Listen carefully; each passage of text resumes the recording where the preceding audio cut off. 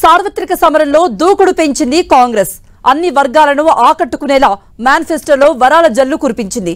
10 కీలక అంశాలపై ఫోకస్ చేసిన ఏఐసిసి ఉపాధి, రిజర్వేషన్లు, రైతులు, మహిళల సంక్షేమానికి ఫుల్ ప్రయారిటీ ఇచ్చింది. నార్త్ టు సౌత్ దేశంలో అన్ని రాష్ట్రాలకు ప్రత్యేక హామీలను ప్రకటించింది కాంగ్రెస్ పార్టీ.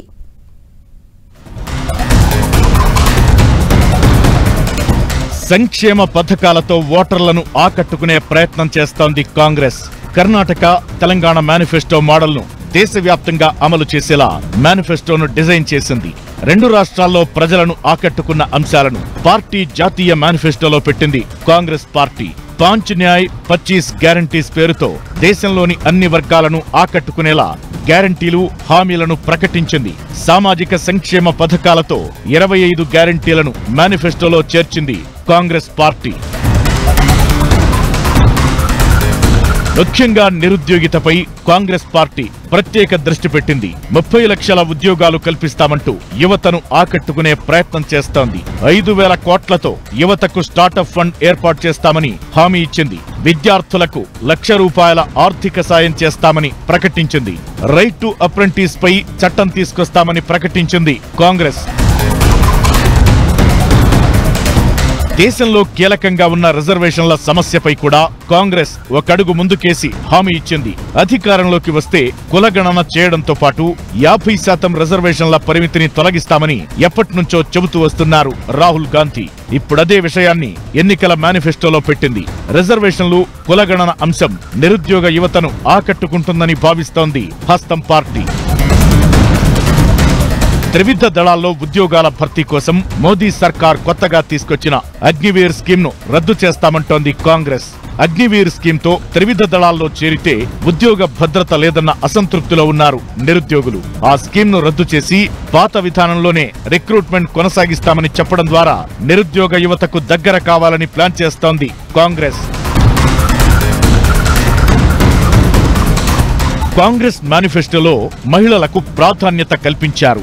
మహాలక్ష్మి పథకం కింద మహిళలకు ఏడాదికి ₹1,00,000 ఆర్థిక సాయం ప్రకటించింది హస్తం పార్టీ. ఈ పథకం కర్ణాటక, తెలంగాణ ఎన్నికల్లో మహిళలను బాగా అట్రాక్ట్ చేయడంతో సార్వత్రిక ఎన్నికల మేనిఫెస్టోలో ఈ అంశాన్ని చేర్చింది కాంగ్రెస్.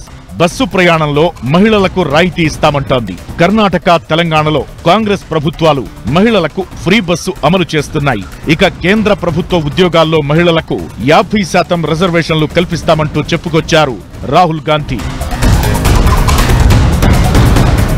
కాంగ్రెస్ ఫోకస్ చేసిన మరో వర్గం వ్యవసాయం, రైతులు. స్వామినాథన్ సిఫార్సుల ప్రకారం కనీస మద్దతు ధరకు చట్టబద్ధత కల్పిస్తామంటోంది. వ్యవసాయ పరికరాలకు జీఎస్టీ మినహాయింపు ఇస్తామని ప్రకటించింది. గ్రామీణ ఉపాధి హామీ పథకం కింద దినసరి వేతనం 400కు పెంచుతామని మేనిఫెస్టోలో పెట్టారు.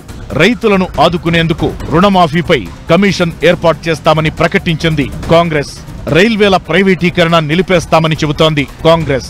రైల్వే ఛార్జీల తగ్గింపు, వృద్ధులకు టికెట్ల రాయితీ వంటి అంశాలను చేర్చింది. దేశవ్యాప్తంగా 8 కోట్ల కాంగ్రెస్ గ్యారంటీ కార్డులు పంపిణీ చేస్తామంటోంది. పెట్రోల్, డీజిల్ ధరల తగ్గింపు వంటి హామీలను కాంగ్రెస్ తన మేనిఫెస్టోలో పొందుపరిచింది.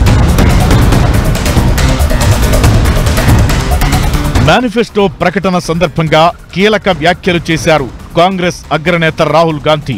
ఆర్థికంగా బీజేపీ తమను తాము పటిష్టం చేసుకుందని ఆరోపించారు. బీజేపీ మేనిఫెస్టోలో అదానీ వంటి వారు కోరుకున్నవి ఉంటాయని, తమ హామీల్లో 98% ప్రజలు కోరుకున్నవే ఉంటాయన్నారు రాహుల్. ఈ ఎన్నికలు రాజ్యాంగాన్ని, ప్రజాస్వామ్యాన్ని ధ్వంసం చేసేవారికి, కాపాడేవారికి మధ్య జరుగుతున్న పోరాటంగా చెప్పుకొచ్చారు. This election is a fundamentally different election. I don't think democracy has been as much at risk. The constitution has been as much at risk as it is today.